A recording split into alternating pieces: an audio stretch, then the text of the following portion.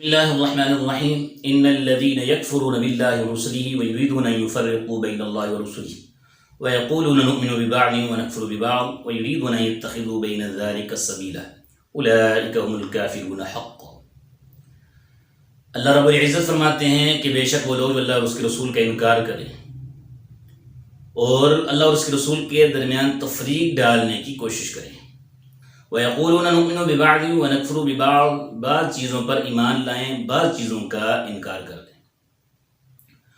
وَيُرِيدُونَ أَن يَتَّخِذُوا بَيْنَ ذَلِكَ سَبِيلًا، اور ایک درمیانی راستہ اختیار کرنے کی کوشش کریں۔ اللہ فرماتے ہیں اولئک هم الکافرون حقا، یہی لوگ پکے کافر ہیں۔ اس آیت کریمہ میں اللہ رب العزت نے ایک اصول اور ضابطہ بیان فرما دیا کہ دین اسلام کی بنیادی چیزوں میں سے کسی چیز کا جو شخص انکار کر دیتا ہے وہ پکا کافر ہو جاتا ہے، دائرہ اسلام سے نکل جاتا ہے۔ اور یہ بات طے شدہ ہے کہ کسی مسلمان کو، کسی مومن کو کافر کہنے کا کوئی حق حاصل نہیں ہے۔ یعنی جو شخص مومن ہے، مسلمان ہے، کسی دوسرے کو کوئی حق حاصل نہیں پہنچتا کہ وہ اس کو کافر بنائے۔ ہاں، جو دین اسلام کا لبادہ اوڑھ کر دین کی بنیادی چیزوں میں سے، بنیادی عقائد میں سے، بنیادی نظریات میں سے کسی نظریے اور عقیدے کا، کسی بنیادی چیز کا انکار کرتا ہے، اسے کافر کہنا ضروری ہو جاتا ہے، اس لیے کہ وہ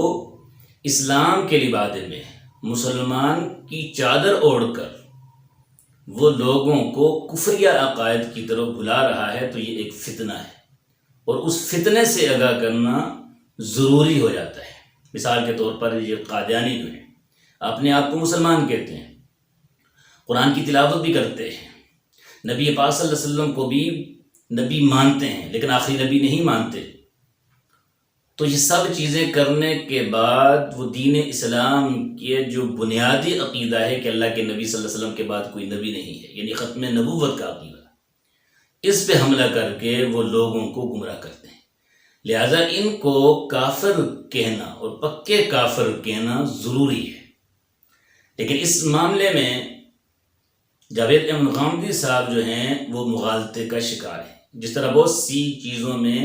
وہ خطا کھا جاتے ہیں، یہاں پر بھی اس معاملے میں وہ خطا پر ہیں، آپ دیکھ سکتے ہیں۔ دیکھیے، میرا نقطہ نظر، اور ذرا دل تھام کے سن لیجئے، وہ ہمیشہ سے یہ ہے کہ ہر وہ شخص جو اپنے آپ کو مسلمان کہتا ہے، مجھ کو کوئی حق نہیں ہے کہ میں اس کا انکار کروں۔ اب یہاں پر دیکھیں کہ غامدی صاحب سے جب سوال کیا گیا تو انہوں نے کہا کہ جو اپنے آپ کو مسلمان کہے تو مجھے کوئی حق نہیں پہنچتا کہ میں اس کو کافر بناؤں۔ یہ ان کی بات بالکل ٹھیک ہے کہ کسی مسلمان کو کافر کہنے کا حق کسی کو نہیں ہے، لیکن خود قادیانیوں کے بارے میں ان کی تقاریر، یعنی غامدی صاحب کی تقاریر موجود ہیں جن میں وہ صراحتاً کہتے ہیں انہوں نے نبی پاک صلی اللہ علیہ وسلم کی ختم نبوت کا انکار کیا، انہوں نے ایک شخص کو نبی بنا دیا ہے، یہ سب چیزیں وہ بیان کرتے ہیں، لیکن اس کے باوجود ان کے کفر میں خاموشی وہ اختیار کرتے ہیں۔ یہ ان کا کیا ہے؟ مغالطہ ہے۔ حالانکہ اللہ کا قرآن خود کہتا ہے یؤمن ببعض ویکفر ببعض، وہ لوگ جو بعض چیزوں کو مان لیں، بعض چیزوں کا انکار کر دیں، وَيُرِيدُونَ أَن يَتَّخِذُوا بَيْنَ ذَلِكَ سَبِيلًا، اور ایک درمیانی راستہ اختیار کریں جیسا کہ قادیانیوں نے اختیار کیا ہوا ہے، تو فرمایا اولئک هم الکافرون حقا، قرآن نے تو ان کو پکا کافر کہا ہے۔ اب اسی طرح اللہ کے نبی صلی اللہ علیہ وسلم کا فرمان دیکھیں کہ اللہ کے نبی صلی اللہ علیہ وسلم نے نبوت کے دعویٰ کرنے والوں کو کیا کہا ہے، اللہ کے نبی کا فتویٰ ان کے بارے میں کیا ہے۔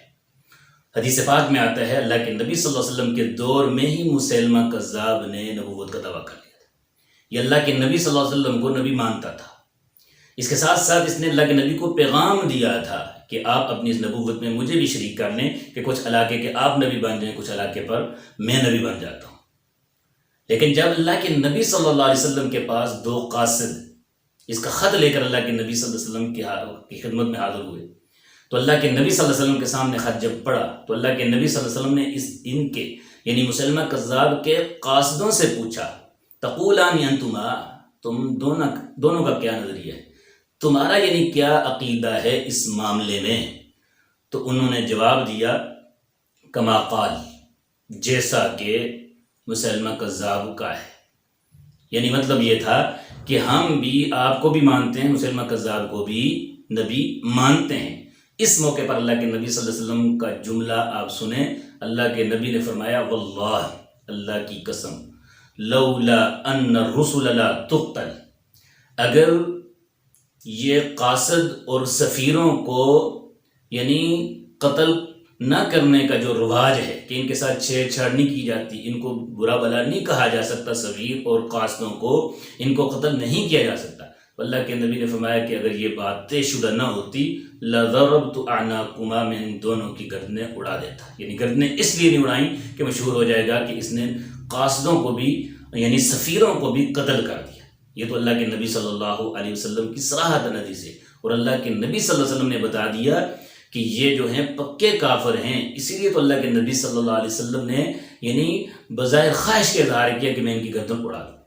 اور پھر اللہ کے نبی صلی اللہ علیہ وسلم کی وصال کے بعد جب ابوبکر صدیق رضی اللہ تعالیٰ عنہ کو یعنی خلیفہ بنایا گیا، خلیفہ مقرر ہوئے، اس کے بعد سب سے پہلے یعنی مسیلمہ کذاب کے خلاف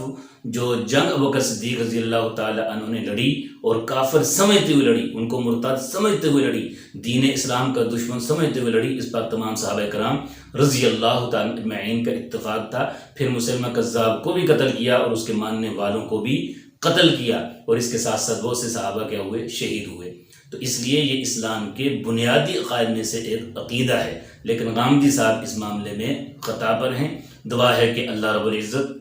ہم سب کو دین اسلام کی سمجھ نصیب فرمائے، اللہ رب العزت ہمیں فتنوں سے محفوظ فرمائے، اللہ ہم سب کا خاتمہ ایمان پر فرمائے۔